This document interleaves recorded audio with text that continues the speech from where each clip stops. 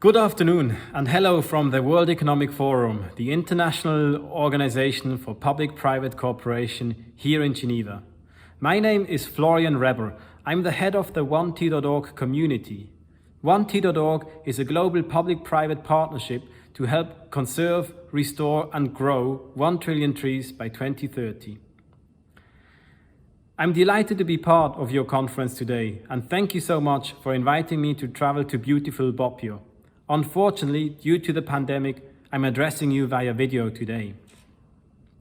First of all, I would like to compliment Italy for its ambitious One More Tree campaign to plant 60 million trees, one for each Italian citizen. In particular, I would like to compliment the Emilia-Romagna region for its leadership and launch its own initiative to plant 4.5 million trees, one for every person living in the region. Your initiative stands for the leadership of regional governments and local communities to advance reforestation action.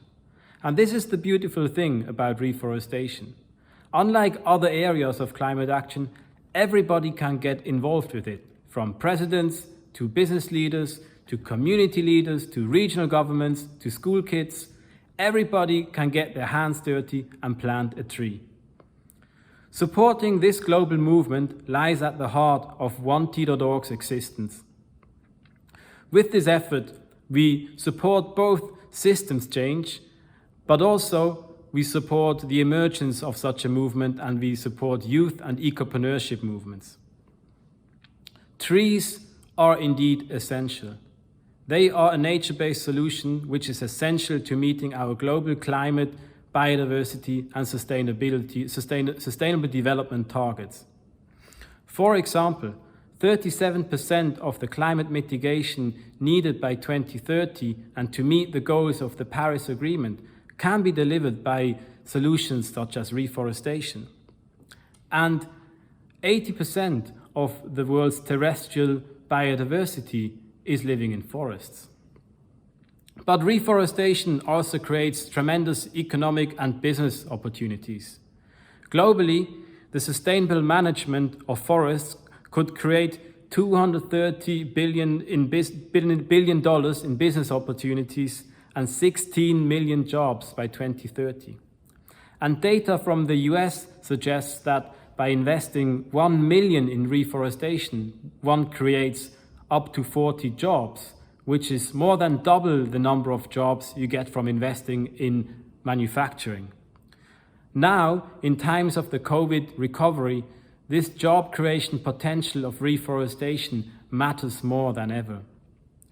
And the benefits of reforestation and restoration, including reforestation in urban and peri-urban areas, are so much more.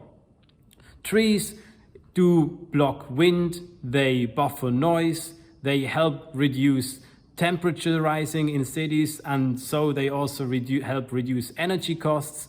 And trees, of course, also make people happy and contribute to people's well-being. Too often, we have neglected the important role that forests and trees play.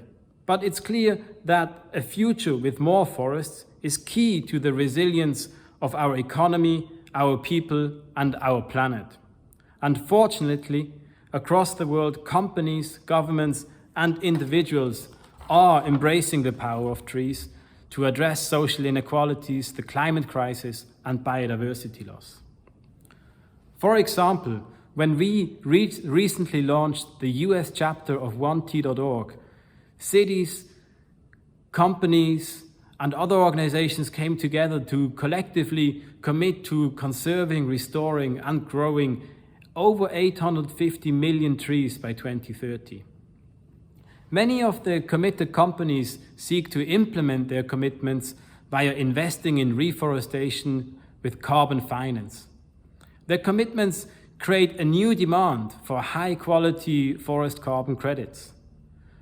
To realize that promise of increased carbon finance, it is important that good high-quality projects are being developed and that countries do develop methodologies, accounting frameworks that enable and allow the private sector to invest in such forest carbon credits.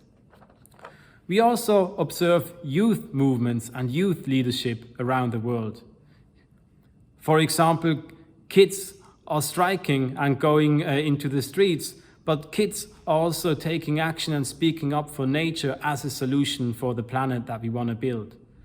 And there is a movement emerging for a generation restoration under the UN Decade on Ecosystem Restoration, a movement which seeks to foster ecopreneurship among the younger generations, ecopreneurs that are building economies of the future that are restorative and not destructive.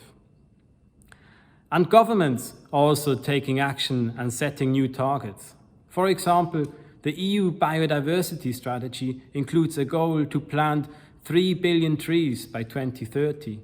And under its upcoming presidency of the G20, the Italian government is also focusing on the potential of urban reforestation to deliver environmental goals. Such actions by businesses, governments, and individuals are sending important signals that are accelerating the development of the needed policy, market, and monitoring tools for implementing those commitments. And of course, it is absolutely central that we do monitor how those commitments are being implemented, and that they are being implemented in a way which is ecologically, socially, and environmentally responsible. Now, I would like to finish this talk with a brief personal story. 2 years ago, I took my bike and cycled across the Alps from Trieste to Cannes.